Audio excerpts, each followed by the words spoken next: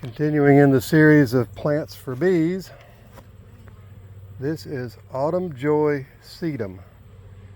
It starts blooming around mid-August. It'll bloom for another couple of weeks. Here it is, the last day of August. And just give you a little idea of how much the bees love this plant.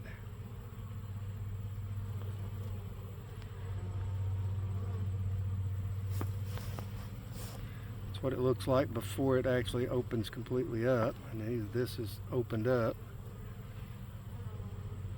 These girls are all over this stuff. I need to split it because it's just one big clump here, then you come up here and there's another big clump. I mean, bumblebees love it, butterflies love it, honeybees are all over it. It slowly has spread to over here. I need to dig it out and there's, well, there was a wasp.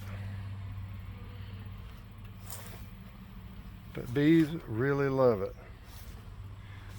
In case you're wondering, that is lemon balm. It has a little white bloom. They don't seem to really work yet much. But yeah, these bees love this stuff. And as you see, they're getting nectar because they're not a single bee has pollen in their sacs. Not a single one.